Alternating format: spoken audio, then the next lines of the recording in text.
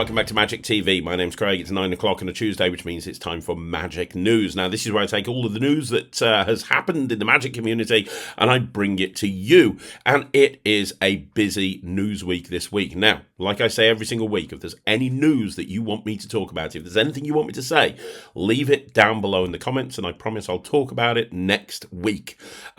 I'm going to be going through some stuff that's happening in the community. I'm going to be talking about some stuff that's coming up soon that's pretty exciting, as well as some of the newest releases to hit the Magic community. So grab yourself a cup of coffee, sit down, let's do this. It's time for this week's Magic News. Okay, so the first piece of news is purely speculation on my part. I don't know if this is fact, and I want to let you know that ahead of time, but I think that Tora Magic might be in a little bit of trouble. Now, Tora Magic, if you don't know, they create a ton of magic. They do a lot of the stage magic. They've been, creating stage magic and innovative close-up magic for years. Well, about a year ago, Tora announced that they were no longer going to be building stage magic. They were just going to be focusing on close-up magic and not building some of the biggest stuff that they have become really well known for. And their stuff that they've built is amazing. Like, if you've ever seen Ryland's Harry Potter Act, there's 2 or 3 sequences in there that are built around a Tora magic prop. So it was quite a sad day when they said that they weren't going to build stage magic anymore. However, I just went to have a look on their website for something. And if you can go and do this yourself, you go and look at Tora Magic's website, it comes up that the site is suspended. When you actually go and visit the site, it says the site is suspended. Now, you search for Tora online, you're obviously going to see some stuff available because they sold their magic into magic shops worldwide, and a lot of the stuff was carried by Murphys. But unless I'm reading into this, unless I'm putting 2 and 2 together and getting 6, it looks like we're not going to be seeing Tora Magic around ever again, because it's not like their site is down for maintenance. If not like their site has broken, it says the site is suspended. Coupled with the fact that a year ago they stopped doing stage magic, and I think this could be the end of Tora Magic, unfortunately. I'm not 100% sure, but, I tried to do a bit of digging, I tried to do a bit of research. No one seems to know. I reached out to a contact that I have at Tora Magic, and there was no reply. And also, you can't really contact them because, 1, their website doesn't exist anymore, so there's no contact form. But 2, I have their email address, and I've emailed them, and I've had no reply at all. So I'm a little bit concerned, but I think that Tora Magic might have ceased to exist in the Magic community.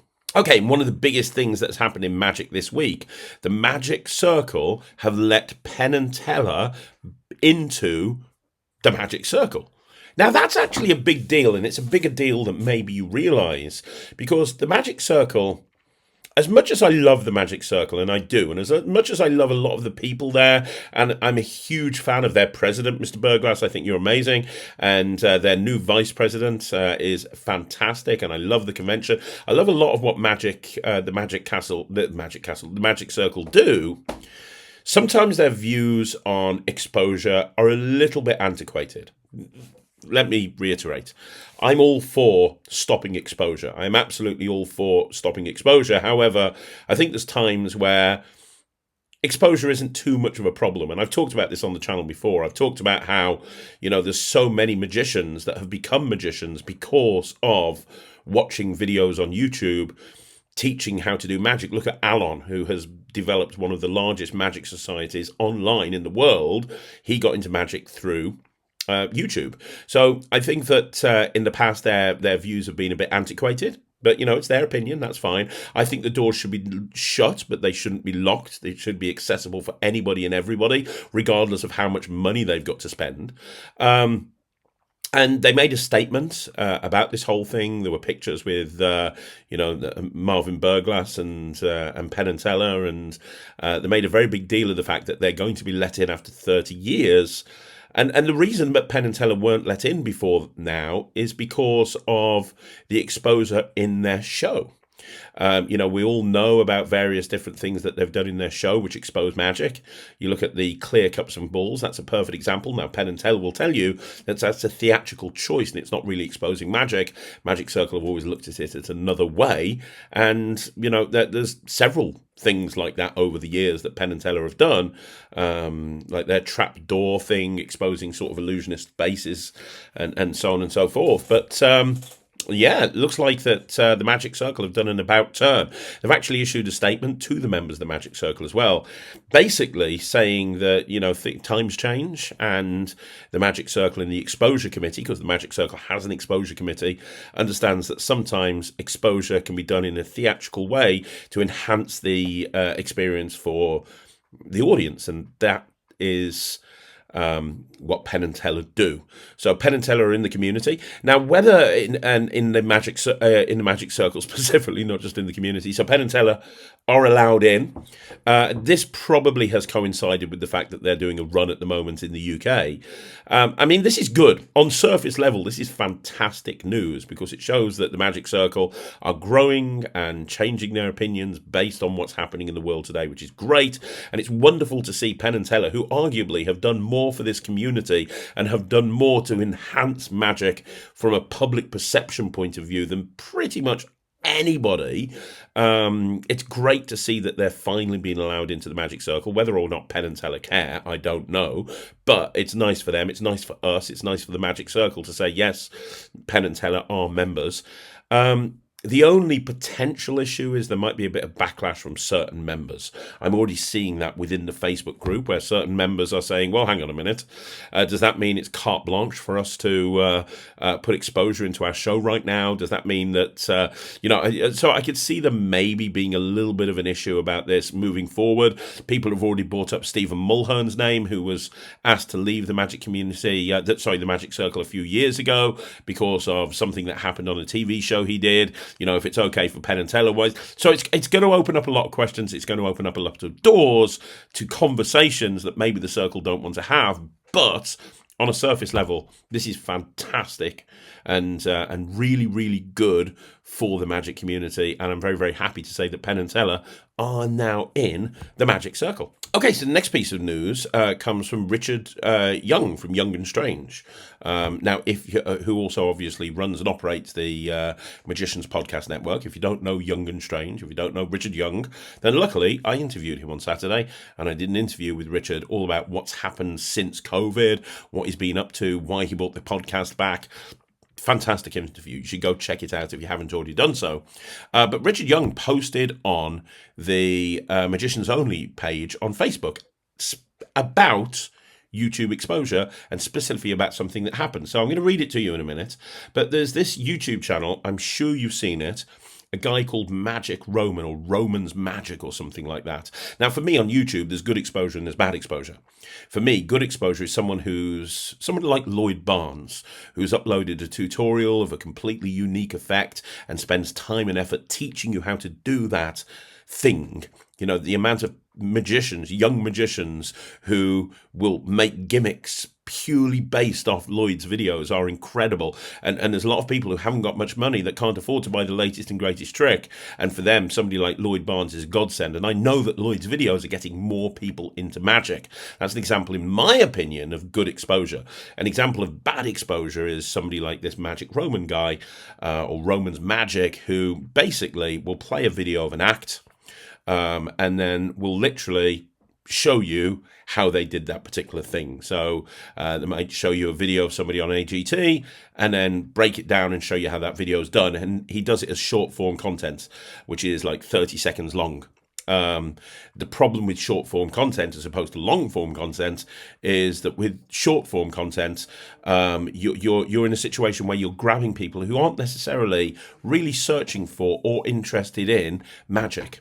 With long form content, if you have somebody who's spending 25 minutes watching a video teaching you how to make a card gaff, they're investing time. They're obviously interested beyond just wanting to know how the trick works. If it's short form content, you can literally be doom scrolling. You can see that 30-second video. You can see how that particular trick works, and you can scroll on. Now, in all likelihood, people won't remember that video.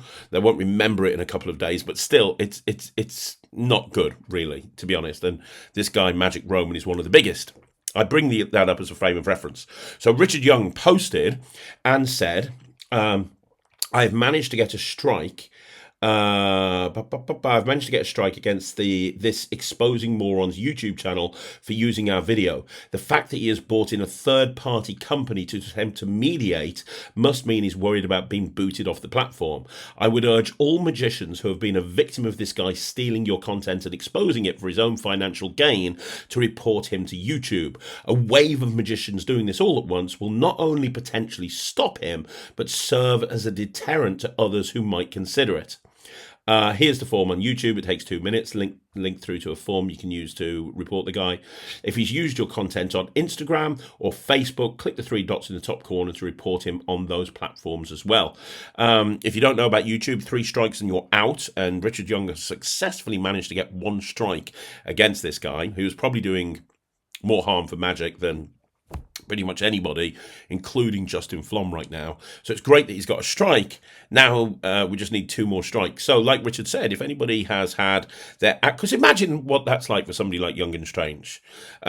You've worked your arse off. You've worked really, really hard to develop this act. You've gone and performed it on national television, or worldwide television in some cases. And here's this moron taking it, putting it on YouTube and going, this is how it works.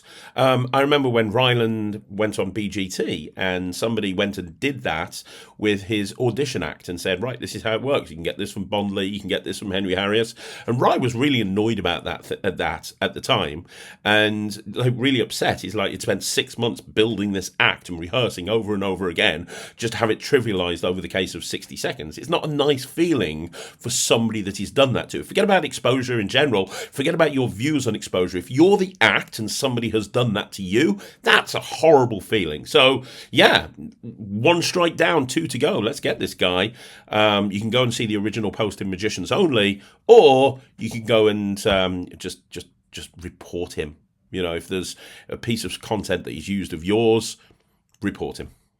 Talking about Richard Young from Young and Strange and the Magicians Podcast Network, one of the things that we talked about on the interview with Richard last Saturday, which you can go and check out in the archives, is his latest podcast, which is all about David Copperfield, more specifically about David's trip to the UK and what happened to him back in the early 2000s when he came and did a tour on the UK.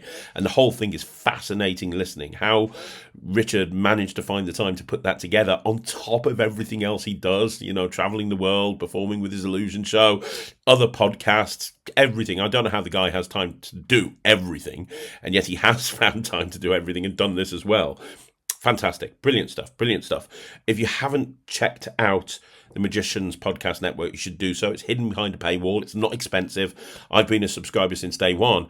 The content is great, but this particular David Copperfield episode is amazing. So I mentioned the IBM convention last week. What I forgot to mention, and I'm terrible for doing so, and I'm very, very sorry, is that the winners of the Stage Magician of the Year at the IBM British Ring were Raymond and Cannon. Now, if you don't know who Raymond and Cannon are, I've seen them perform twice now. I saw them at the Freybridge Day of Magic. I then saw them again at the Magic Bar Live in London. Fantastic act, very, very good act, great chemistry on stage. It's a real life couple, and they have some very innovative takes on magic, and it's very worthwhile following them on social media, because a lot of the stuff they put on social media are behind the scenes footage, and it's really kind of gives you an insight into what a touring act is like when they're touring the whole of the UK.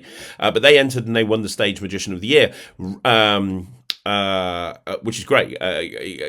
Absolutely fantastic.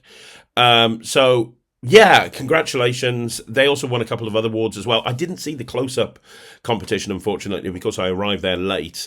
But they also won 3rd place in close-up and won the Rovey Trophy for skills with cards.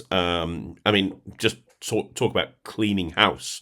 So if you haven't seen them, go and check out Raymond and Cannon. They are absolutely amazing, and they're touring, so at some point you'll see them.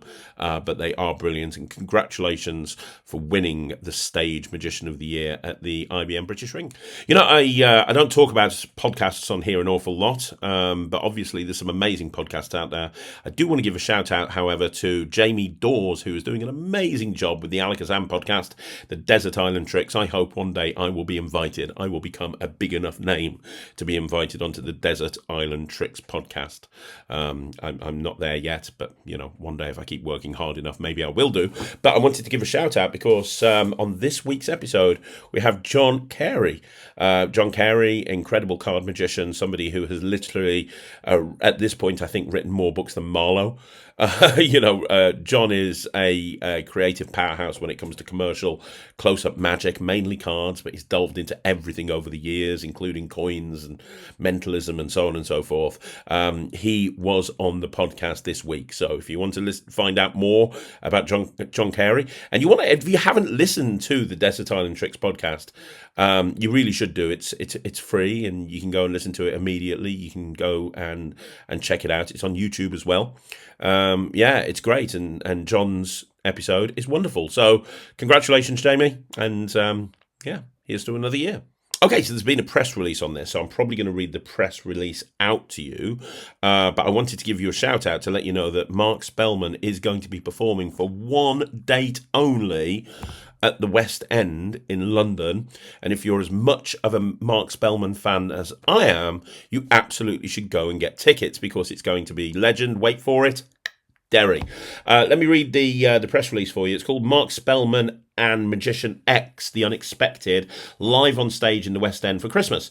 One of the most viewed magic acts in Britain's Got Talent and America's Got Talent history, Marc Spelmann and Magician X are bringing their extraordinary talents to the stage for one night only in a show that will amaze, inspire and stay with you long after the astonishing grand finale.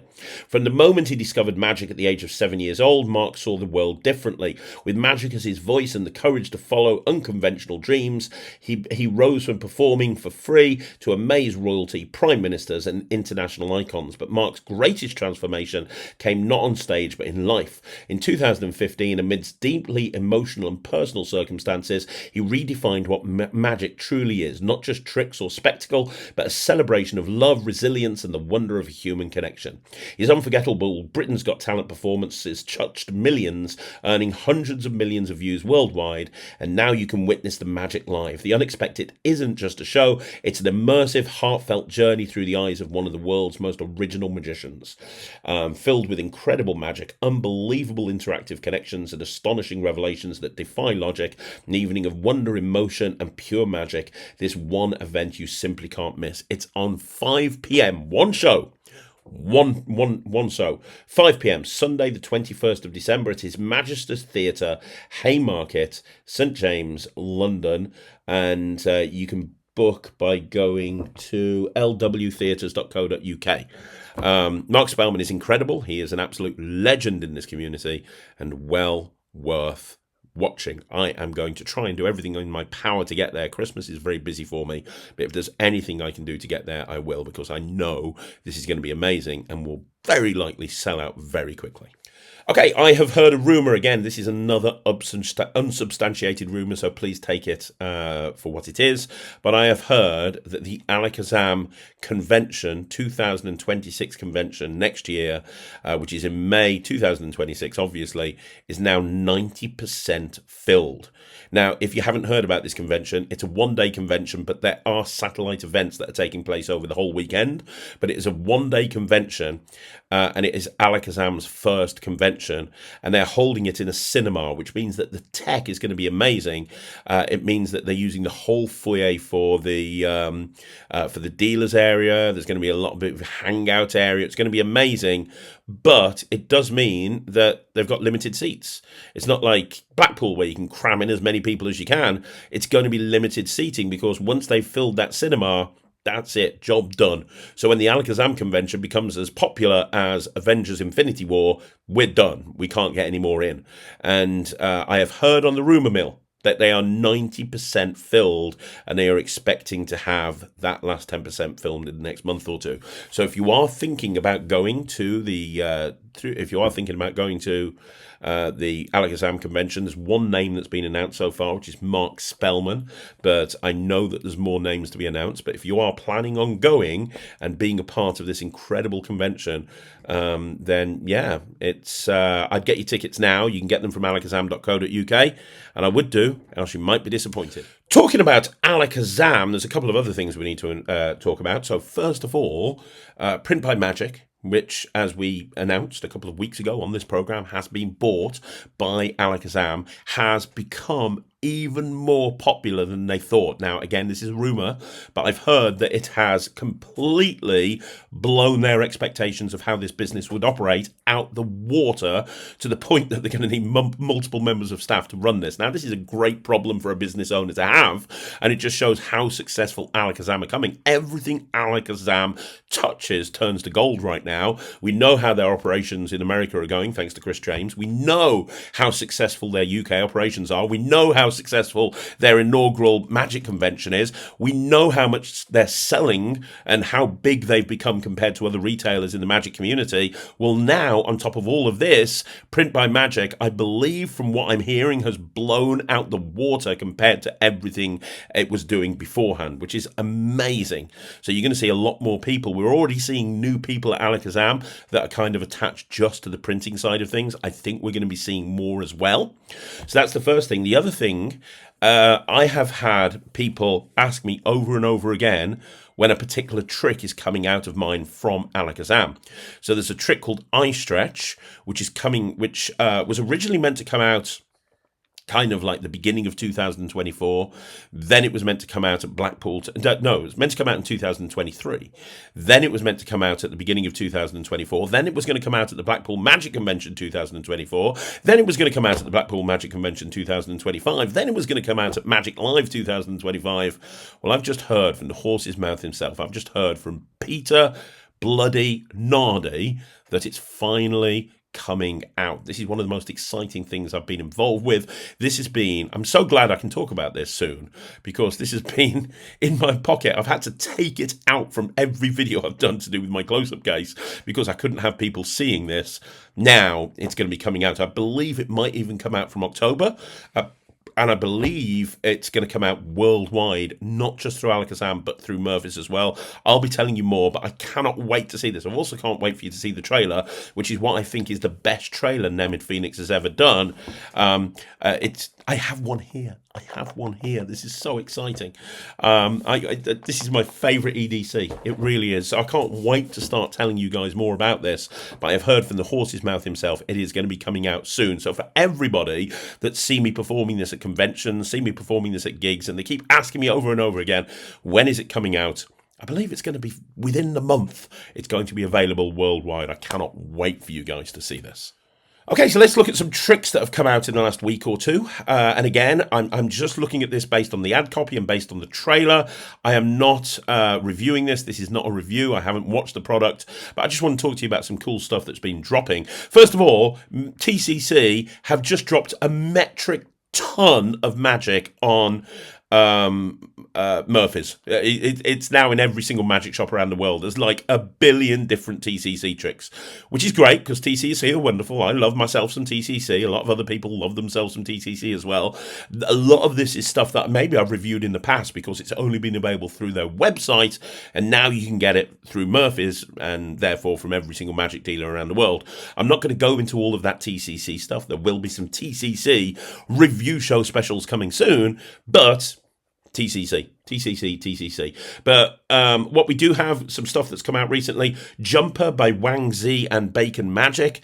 This looks really cool. It's basically a card that's selected and you can just make it fly out the deck. You get a little wind-up ghost with it, a little wind-up car, so you can have a routine where a little wind-up car hits the deck and then the card flies out. You can even have like 4 cards fly out and do a 4-of-a-kind production. It looks very, very interesting, and apparently it's a gimmick that you can add to a regular deck. Vorst and Bosch, the guys behind the most amazing close-up pads of all time and custom coins, have brought out the stainless steel paddle, a small and a large version. So if you think about the classic paddle, think sort of Turbo Stick by Richard Sanders, they've brought out a stainless steel version, like a really professional looking version, which looks really, really nice. I'm not too sure of anything else with it. There's a video that showcases it in its entirety. There's 2 different versions. I don't know what it comes with in terms of routines. I don't know if it's just a prop that you're picking up, but it does look very good. Also, Ignite by Urbane and Gentleman's Magic, which has been around for a while, has just been re-released, and you can now get it in black black and gold as well. Now, if you don't know what this is, it's like a Zippo lighter type thing that you can put, but it doesn't work as a lighter. You can put flash cotton in there, and you, let's say you're producing a coin at the beginning of an act, you can go and have a big flash, and it's controlled within the actual lighter, which is a great idea. And inside the lighter, it'll hold a spare flash cotton, so you can redo it again and again and again. That's cool. That's out now. Reborn Rose by JL Magic is a really nice looking rose for stage manipulators. You watch that; it's a very clear demo on the trailer. He starts with a rose, and he keeps doing takes the rosebud off, puts it in his pocket. It comes back on the flower. He keeps doing that again and again. Then the rose changes color. It changes color again. He goes back into more pocket stuff. Then the rose turns into a handkerchief, and as he puts it on the thing, it turns from a handkerchief back into a rose. If you're a manipulator and you like rose magic, this sounds like or looks absolutely amazing. It really does. And then you've got Timing by Du Son Hang, which looks okay.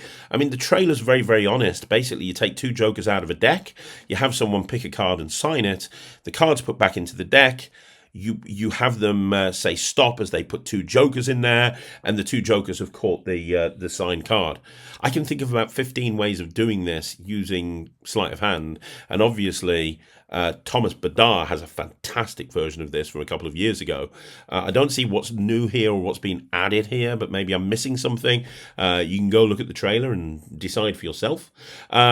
Penguin have just released for $150 the Olram files by Ed Marlowe. If you don't know, Olram is Marlowe spelt backwards. It seems that, even though Marlowe's not been around for a few years, he's probably one of the most prolific creators of magic in 2025. Vanishing Ink brought out the 5-volume set of the Marlowe magazine, which is more Marlowe than anybody could ever read in their entire life. Penguin have bought out the Olram file, completely different thing. It ran from 93 to 95, and it's a bunch of unpublished material by Marlowe. Unpublished material is crazy considering how much Marlowe actually published, but it's being raved about. The Olram files are being raved about by some of the biggest names in card magic and some of the biggest names in magical literature, and there's a ton of routines, pictures in there, essays by Marlowe. There's a bunch of stuff. So the Olram files sounds like it's going to be a lot of fun. And then finally, another thing that's come out recently from Alakazam is Cube Mix by Risky Xander. Now, I know all about this because I did the tutorial. Cube Mix is a collection of cards, and these cards have pictures of different Rubik's Cube mixes on them, and they can pick any one that they want to. It's a completely free choice, and yet you're going to be able to predict what the mix is. Now, there's a few different ways of doing this. You can do it just as a straight up prediction without a Rubik's Cube, but on the tutorial, I go through a bunch of stuff, including how to do it with a Rubik's Cube, and if you've got some cube solving skills, you can combine it with cube magic and get some really cool visuals there. I've got ways of doing it with an out to lunch principle, doing it as a packet trick, doing it as a coincidence style thing. There's a bunch of stuff on the tutorial, but the actual core thing, if you don't know how to solve a Rubik's Cube, if you don't own a Rubik's Cube, you don't need to, you can just have these cards and you can do this killer prediction that's literally reset, examinable, instant reset, no angles, no table required. It's a very commercial trick, it really is, and you can do it over and over and over again all night. So that's Cube Mix by Risky Xander. That is available only through Alakazam, and as I say, I was very proud of doing the tutorial and the trailer and the performances for that. I think we're done. One small last piece of news. If you guys don't know this, Yiga Masika's video, I did a video ages ago about Yiga Masika, and then he actually did a follow-up video. He actually replied to me, as is his right, and it was the scandal of Craig Petty, I think is what he called it, and it's up to 10,000 views now with about 400 comments, which is wonderful, great stuff, really good. 10,000 views. 10,000 views, 400 comments. If you haven't watched it, take some time, go and watch it. A few days later, a trailer dropped for the video, which is kind of weird because the trailer normally, tells people about the actual video, but the video came first, then the trailer. The trailer's only a few seconds long. It's got a very small excerpt out of what they're going to see in the main video, mainly teasing that you're going to hear a scandal about me. Spoiler, the scandal is that I work for Penguin and they are evil.